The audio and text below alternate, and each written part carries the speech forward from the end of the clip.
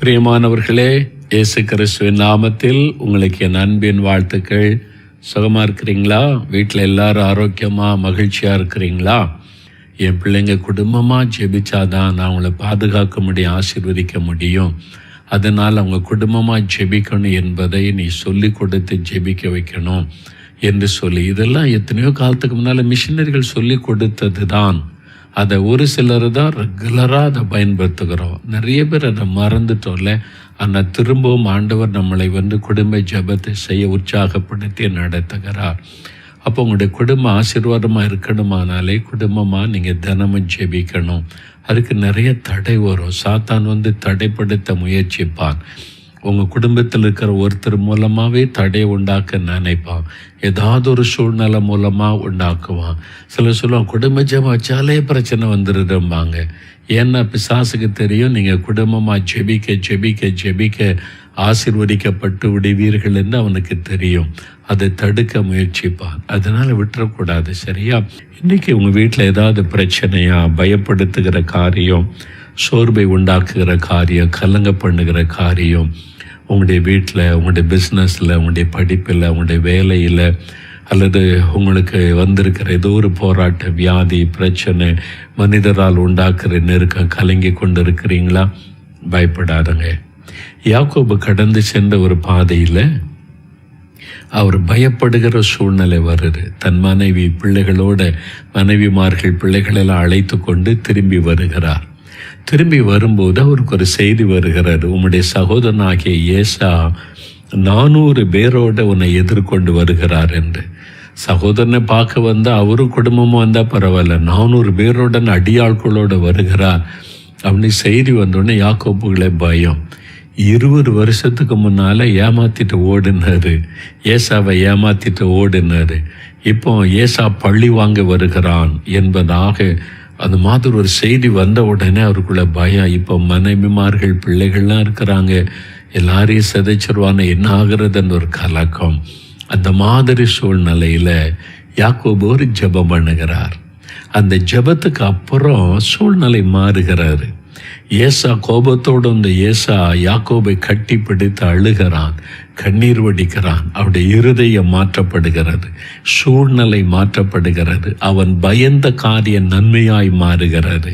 நீங்கள் பயந்து கொண்டிருக்கிற காரியம் நன்மையாய் மாறிவிடும். வியாதி குறித்து பயப்படுறீங்களா? கடன் பிரச்சனை குறித்து பயப்படுறீங்களா? அவமானம் வந்துருமோ, நிந்தை வந்துருமோ நீ பயப்படுறீங்களா? இவங்க நம்மளை அழிச்சிருவாங்களோ, நம்மளை அவமானப்படுத்திடுவாங்களோ கலங்குறீங்களா? நன்மையாய் மாறும். நம்ம ஒரு வார்த்தை சொல்லுவோம்ல, ப்ரேயர் சேஞ்சஸ் திங்ஸ். ஜெபம் காரியங்களை மாற்றும். நிறைய பார்த்துருப்போம்ல. இந்த மாற்றம் எப்படி வந்தது? யாக்கோபு பயப்படுகிற சூழ்நிலை வந்தது. எப்படி அது தலைகளாய் மாறினது என்றால் யாக்கோபுடைய ஜெபம் காரியங்களை மாற்றும். நீங்கள் குடும்பமாக சரியாக ஜெபிச்சிங்கன்னா கடன் பிரச்சனை மாறிவிடும், இந்த அவமான நிந்தை மாறிவிடும், இந்த போராட்டம் மாறிவிடும். Prayer changes things. ஜெபம் காரியங்களை மாற்றும். ஏனென்றால் ஜெபத்தை கேட்கிற தேவன் வல்லமையுள்ளவர், காரியங்களை மாற்றுகிறவர். யாக்கோபுக்காக இந்த அற்புதம் செய்த ஆண்டவர் உங்களுக்கு செய்ய மாட்டாரா? அப்போ யாக்கோபு ஜெபித்ததுனால இந்த மாற்றம் வந்தது. யாக்கோபு எப்படி ஜெபம் பண்ணினார்? வேத புஸ்தகத்தில் எடுங்க, ஆதியாகமம் 32 அதிகாரம், எல்லாம் திருப்புங்க. ஆதியாகமம் 32 அதிகாரம் 9 12 வசனங்களை நம்ம சேர்ந்து வாசிக்கலாம். திறங்க. நீங்கள் பழைய ஏற்பாட்டில் 41 பக்கம் எடுத்துக்கொள்ளுங்க. யாக்கோபு ஜெபம் பண்ணுகிற ஒரு ஜெபம். இந்த ஜெபத்தினால தான் சூழ்நிலையே தலைகளாய் மாறுகிறது. என்ன ஜெபிக்கிறார் பாருங்களேன்.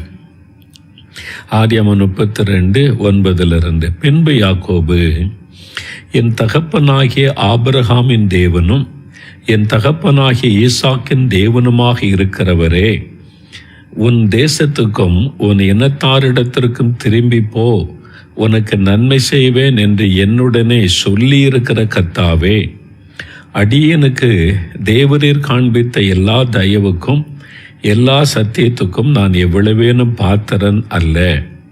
நான் கோலும் கையுமாய் இந்த யோர்தானை கடந்து போனேன். இப்பொழுது இவ்விரண்டு பரிவாரங்களையும் உடையவன் ஆனேன். என் சகோதரனாகிய ஏசாவின் கைக்கு என்னை தப்புவியும். அவன் வந்து என்னையும் பிள்ளைகளையும் தாய்மார்களையும் முறியடிப்பான் என்று அவனுக்கு நான் பயந்திருக்கிறேன்.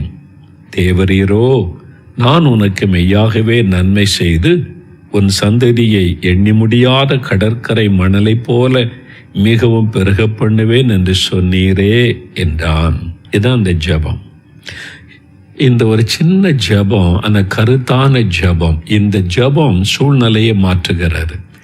ஏன்? ஜெபத்தை கேட்கிற தேவன் காரியங்களை மாற்றுகிறவர். உங்களுக்காக நீங்கள் பயப்படுகிற காரியத்தை நன்மையாய் மாற்றி விடுவார். பயப்படாதுங்க.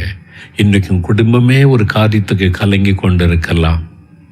கர்த்தர் விட மாட்டார். நீங்கள் வெட்கப்பட்டு போக மாட்டீங்க, நீங்கள் அழிந்து போக மாட்டீங்க. கர்த்தர் சூழ்நிலையை மாற்றுவார். இந்த யாக்கோபுடைய ஜெபத்தை நீங்கள் தியானிச்சு பாருங்க. மறுபடியும் குடும்பமாக உட்காந்து அவர் எப்படி ஜெபிக்கிறார் பாரு. ஒரு 3 காரியம் அந்த வசனத்தில் கவனிங்க. 9வது வசனத்தில், நீ திரும்பி போ, உனக்கு நன்மை செய்வேன் என்று என்னுடனே சொல்லி இருக்கிற கர்த்தாவே, ஆபிரகாம் ஈசாக்கின் தேவனேன்னு சொல்லிட்டு எனக்கு வாக்குத்தத்தம் கொடுத்த தேவனே என்று சொல்லுகிறார். சரிங்களா? எனக்கு நீங்கள் இப்படி வாக்கு கொடுத்தீங்கல்ல, அந்த வாக்கு தத்தத்தை நினைவுபடுத்தி ஜெபம் செய்கிறார். வாக்கு தத்தத்தின் மீது விசுவாசம் வைத்து ஜெபம் செய்கிறார். அதான் கருத்தான ஜெபம். தேவன் உங்களுக்கு வாக்கு கொடுத்துருக்கிறார்ல, நான் உன்னை விட்டு விலக மாட்டேன், கைவிட மாட்டேன், நீ இழந்து போனதெல்லாம் திரும்ப தருவேன் அப்படின்லாம் வாக்கு கொடுத்தார்ல. அப்பப்போ கர்த்தர் பேசின வாக்கு தத்தத்தை எழுதி வச்சிருக்கிறீங்களா? அதை விசுவாசித்து அதை சொல்லி ஜெபிக்கணும்.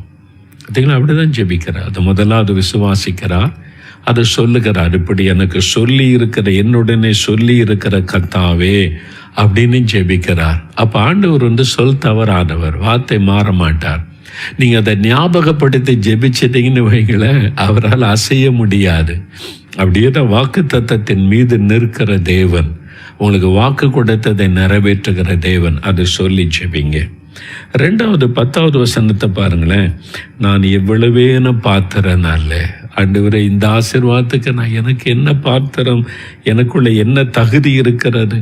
ஒரு கோலத்தடிமா போன ஒண்ணுமே கிடையாது. ஆனால் இன்றைக்கு இவ்வளோ பெரிய பரிவாரம் தந்திருக்கு. மனைவிமார்கள், குழந்தைகள், ஆடுகள், மாடுகள், ஒட்டங்கள், வேலைக்காரர்கள், எவ்வளோ பெரிய ஆசீர்வாதம் 20 வருஷத்துக்குள்ளே தந்திருக்கிறீங்க. எனக்கு என்ன தகுதி இருக்கிறது? தன்னை தாழ்த்தி ஜெபிக்கிறார். நான் இப்போ பெரிய பணக்கார ஆண்டவரே, என் திறமை, நான் இவ்வளோ கஷ்டப்பட்டேன்னு உங்களுக்கு தெரியும். நான் திறமையாக சம்பாதிச்சு இதெல்லாம் சம்பாதிக்க நீங்கள் எனக்கு கிருபை கொடுத்தீங்க. ரொம்ப பெருமையாக அப்படியெல்லாம் பேசலை. நான் எம்மாத்திரம். என்ன நீர் இப்படி ஆசீர்வதிக்க நான் எம்மாத்திரம். யோசித்து பாருங்களேன். வெறும் கையா ஒன்றுமே இல்லாமல் சில 1000 ரூபாய்களோடு புறப்பட்டு போனீங்க சொந்த கிராமத்தில் இருந்து. இன்னைக்கு நீங்கள் இருக்கிற பட்டணத்தில் எத்தனை கோடிக்கணக்கான ரூபாய் மதிப்புள்ள சொத்துக்கள், வியாபாரம், இடம், வீடு. யோசித்து பாருங்களேன்.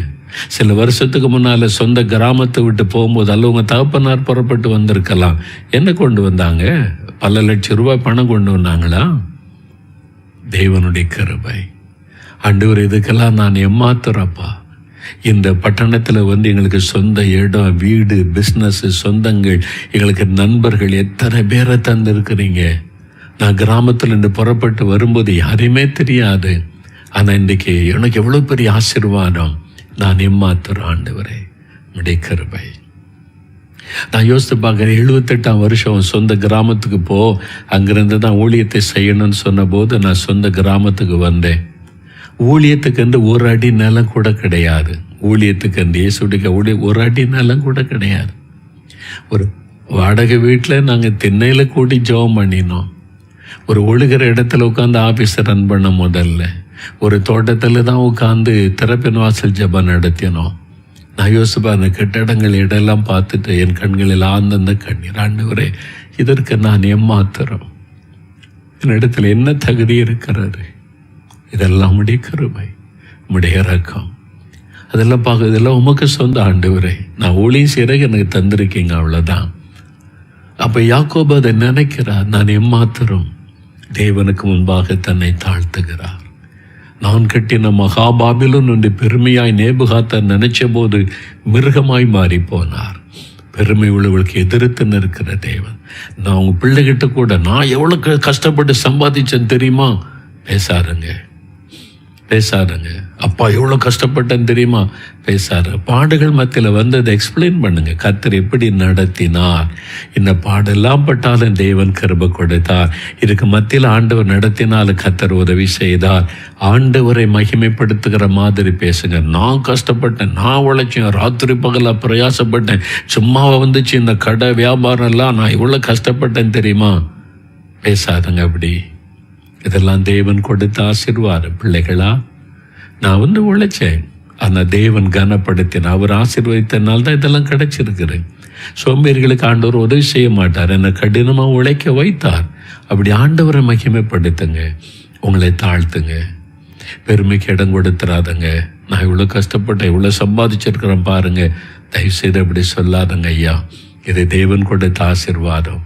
கர்த்தர் எனக்கு உழைக்க பலன் கொடுத்தார்னு சொல்லுங்க. நான் உழைச்சேன், கஷ்டப்பட்டேன்னு சொல்லாதங்க. உழைக்க கிருபை கொடுத்தார், உழைக்க நல்ல சரீர சுகபலன் கொடுத்தார், அப்படி சொல்லுங்க. தாழ்த்தினார். பார்த்தீங்களா, தன்னை தாழ்த்தினரை பார்க்கிறோம். மூன்றாவது அப்படி எப்படி ஜெபிக்கிறார்? நான் பயந்திருக்கிறேன், என் சகோதரன் என்னை முறியடிப்பான் என்று பயந்திருக்கு. இருதயத்தை திறந்து ஜெபிக்கிறார். பார்த்தீங்களா, எதையுமே மறைக்கல, தன் இருதயத்தை திறந்து யாக்கோபு ஜெபிக்கிறார். ஆண்டவர்கிட்ட போய் மனம் திறந்து ஜெபிங்க. ஆண்டவரே, இந்த காரியம் எனக்கு ஒரு பயமாக இருக்குது, இந்த கடங்காரங்களாம் இருக்கிறாங்க, வீட்டு ஏலத்துக்கு வந்துருமோன்னு பயமாக இருக்குது, கடையை எடுத்துருவாங்களோன்னு பயமாக இருக்குது, எனக்கு அவமானம் வந்துருமோன்னு பயமாக இருக்குது, என்ன பண்ணன்னு தெரியல, நான் உண்மை தான் நம்பி இருக்கிறேன். உங்களை தாழ்த்தி மனதில் இருக்கிறதெல்லாம் சொல்லுங்க. பயமாக இருக்குது, சோர்வாக இருக்குது, கலக்கமாக இருக்குது, இந்த மனிதரை நினைச்சா எல்லாத்தையும் சொல்லுங்க. அவர் சொல்றாரு, ஏசாவின் நிமித்தம் நான் பயந்து இருக்கிறேன். தப்பே கிடையாது. ஆண்டவர்கிட்ட மனம் திறந்து பேசுங்க. நான் அப்படிதான் செய்வேன். எனக்கு சோர்வு வந்தா, அன்னைக்கு கொஞ்சம் சோர்வா இருக்கிற ஆண்டவரை ஜெபிக்கவே முடியல அப்படின்னு சொல்லுவேன். ஆண்டோடைய பாத்துல போய் உட்கார்ந்து இந்த காரியெல்லாம் நினைச்ச கொஞ்சம் வருத்தமா இருக்குது ஆண்டவரே அப்படின்னு சொல்லுவேன். என்னை பாதிக்கிற எல்லாவற்றையும் ஆண்டவருக்கு சொல்லுவேன். சந்தோஷமா இருக்கிறதே சொல்லுவேன், நான் சந்தோஷமா இருக்கிறேன், நீங்க என் கூட இருக்கிறீங்க, என்னை தைரியப்படுத்தி இருக்கிறீங்க, நன்றி ஆண்டவரே என்று மனம் திறந்து கத்தரிட்டதில் பேசுங்க. சரியா? ஃபேமிலியா, குடும்பமா, பிள்ளைகளுக்கெல்லாம் சொல்லி கொடுத்து அப்படி ஜெபம் பண்ணுங்க. ஜெபிக்கலாமா? முழங்கால் போடுங்க, எல்லாரும் முழங்கால் போடுங்க. ஆண்டவருடைய பாதபடியில் குடும்பமா ஆண்டவரை பார்த்து, இன்னைக்கு ஏதோ ஒரு காரியம் உங்களை பயமுறுத்துது, உங்களை நெருக்கி கொண்டு வருகிறது, ஒரு கடன் பிரச்சனை, மனுஷரால் வரக்கூடிய போராட்டம், ஒரு வழக்கு, ஒரு நெருக்கம், என்ன பண்ணன்னு தெரியல. கர்த்தர் அற்புதம் செய்வார், காரியத்தை மாற்றுவார். கருத்தா ஜெபிங்க, எல்லாம் முழங்கால் படியிடுங்க, ஆண்டவருடைய சமூகத்தில் சொல்லுங்க. தகப்பனே, இந்த குடும்பத்திற்காக நன்றி, இந்த பிள்ளைகளுக்காக ஸ்தோத்திரம். இந்த குடும்பம் உம்முடைய குடும்பப்பா, உங்க குழந்தைங்க, உங்க பிள்ளைங்க, உங்களை தன்னுடைய குடும்ப தலைவராக ஏற்றுக்கொண்டிருக்கிற குடும்பப்பா, உங்களுக்கு சொந்தம். இவங்களை உங்களுடைய ரத்தத்துக்குள்ள மூடி வைத்துக் கொள்ளுங்க, உங்களுடைய பாதுகாப்புக்குள்ள வைத்துக் கொள்ளுங்க. இன்னைக்கு பயந்து கொண்டு இருக்கிறாங்கப்பா, சோர்ந்து போய் இருக்கிறாங்கப்பா, அந்த பயத்தை மாற்றுங்க, அந்த சோர்வை மாற்றுங்க. ஆண்டவரே, ஒரு அற்புதம் செய்யுங்கப்பா. யாக்கோபுக்கு ஒரு அற்புதம் செய்து காரியங்களை மாற்றினீங்களே, இந்த பிள்ளைகளுக்கு ஒரு அற்புதம் செய்யுங்க. இந்த காரியத்தை மாற்றுங்க, இந்த பயப்படுகிற காரியத்தை மாற்றுங்க, இந்த சூழ்நிலைகளை மாற்றுங்க. இந்த கடன் பிரச்சனை விடுதலை கொடுங்க, இந்த மனுஷருடைய பொல்லாங்கிலிருந்து விடுதலை கொடுங்க, இந்த பொல்லாத வியாதியின் கட்டிலிருந்து விடுதலை கொடுங்க. பிள்ளைகளை ரட்சிங்க, பிள்ளைகளை மாற்றுங்க. அவருடைய தொழிலில் வந்திருக்கிற போராட்டங்களை மாற்றுங்க, வேலையில் வந்திருக்கிற நெருக்கடிகளை மாற்றுங்க, ஊழியத்தில் வந்திருக்கிற போராட்டங்களை வெற்றி கொடுங்க. உம்முடைய பிள்ளைகளுக்கு ஒரு அற்புதம் செய்யுங்கப்பா. நாங்கள் ஜெபிக்கிறோம், நாங்கள் ஏமாத்துற ஆண்டவரே, இம்மட்ட உயிரோடு இருப்பது உம்முடைய கிருபை, ஜீவனோடு இருப்பது உம்முடைய கிருபை. நீங்க பிச்சையாக எங்களுடைய உயிரை பாதுகாத்து வரீங்க, உங்களுக்கு நன்றி. எங்களுக்கு வாக்கு கொடுத்தீங்க தானே, நான் உன்னை விட்டு விலக மாட்டேன், கைவிட மாட்டேன்னு சொல்லி இருக்கிறீங்க. உங்க ரத்தத்தினால மீட்டு கொண்ட உங்க குடும்பம், உங்க பிள்ளைங்க, விலக மாட்டேன், கைவிட மாட்டேன், வெட்கப்பட விட மாட்டேன், இழந்து போனதை திரும்ப தருவேன்னு சொன்னீங்களே, அந்த வாக்கு தத்தத்தின் ஆசீர்வாதம் உண்டாகட்டும், இந்த குடும்பத்துக்கு உண்டாகட்டும், இந்த பிள்ளைகளுக்கு உண்டாகட்டும். இந்த மகன், இந்த மகள் கண்ணீரோடு ஜெபிக்கிறாங்களே, அற்புதம் நடக்கட்டும். இன்றைக்கு ஒரு மாற்றம். யாக்கோபை ஜெபித்த உடனே ஒரு மாற்றத்தை உண்டாக்குனீங்க, சூழ்நிலைகளை மாற்றினீங்க. சூழ்நிலைகள் மாறட்டும், அற்புதம் மாற்றம் வரட்டும். இயேசுவின் நாமத்தில் இவங்க மூலமா இவங்க சபை ஆசீர்வதிக்க சந்திக்கப்படட்டும். சபையில எழுப்புதல் வரட்டும். இந்த தெருவில், இந்த கிராமத்தில், இந்த பட்டணத்தில் மாபெரும் எழுப்புதலுக்காக உம்முடைய பிள்ளைகளை பயன்படுத்துங்க. ஜெப ஆவியினால் நிரப்புங்க. சோர்ந்து போகாம தினந்தோறும் ஜெபிக்க கிருபை கொடுங்க. ஆவியானவர் பலப்படுத்துகிறேன். நன்றி. எங்களுடைய தமிழ்நாட்டில் இந்த எழுப்புதல் வரணும். சோர்ந்திருக்கிற எல்லா தேவ பிள்ளைகள் பலன் அடையணும். சோர்ந்திருக்கிற ஊழியர்கள் பலன் அடையணும். வல்லமைப்படுத்துங்க, பலப்படுத்துங்க. யாக்கோபுக்கு அற்புதம் செய்த மாதிரி காரியங்களை மாற்றுங்க, அற்புதம் செய்யுங்கப்பா. எங்களுடைய மூளை இந்தியாவிலும் ரட்சிப்பின் சந்தோஷம் புரண்டு ஓடும்படி ரட்சிப்பின் அலை வீசட்டும். ரட்சிப்பின் எழுப்புதல் உண்டாகட்டும். மனம் திரும்புதல் உண்டாகட்டும். ஆவியானவர் ஊற்றப்படட்டும். அதற்காக ஜெபிக்கிறோம். எந்தெந்த இடத்துல இந்த கர்த்தருடைய பிள்ளைகள் ஊழியர்கள் பயத்தோட கலக்கத்தோடு ஜெபிக்கிறாங்களோ அவங்களுக்கு எல்லாம் அற்புதம் நடக்கட்டும். இயேசுவின் நாமத்தில் அற்புதம் நடக்கட்டும். இயேசுவின் நாமத்தில் சூழ்நிலைகள் மாறட்டும். இயேசுவின் நாமத்தில் தேவைகள் சந்திக்கப்படட்டும். மரண கட்டுகள் மாறட்டும். இயேசுவின் நாமத்தில் பொல்லாத சாத்தானுடைய கிரியைகள் அழியட்டும். சூழ்நிலைகள் மாறட்டும். கர்த்தர் எல்லாத்தையும் நன்மையாய் மாற்றி கொடுக்கிறீங்க. அவங்க என்னென்ன காரியத்தை எழுதி வைத்து இதில் ஒரு அற்புதம் செய்யுங்கன்னு ஜெபிக்கிறாங்களோ அதில் எல்லாம் இன்றைக்கு ஒரு அற்புதம் நடக்கட்டும். இன்றைக்கே ஒரு மாற்றத்தை பார்க்கட்டும். அடையாளத்தை காண்பியும், ஆசீர்வதியும். இயேசு கிறிஸ்துவின் நாமத்தில் ஜெபிக்கிறோம் பிதாவே. ஆமேன், ஆமேன். என் ஆத்துமாவே கர்த்தரை ஸ்தோத்திரி. என் முழு உள்ளமே அவருடைய பரிசுத்தமுள்ள நாமத்தை ஸ்தோத்திரி. என் ஆத்துமாவே கர்த்தரை ஸ்தோத்திரி. அவர் செய்த சகல உபகாரங்களை மறவாதே. ஆமேன், ஆமேன். ஆண்டவர் ஜெபத்தை கேட்டார். காரியங்கள் மாறிவிட்டார். நல்ல செய்தியை கேட்பீங்க. பயப்படாதங்க. தினமும் ஜெபத்தை விட்டு விடாதுங்க. ஸ்தோத்திரத்தோடு ஜெபிங்க. அற்புதங்களை காண்பீங்க. ஆமேன்.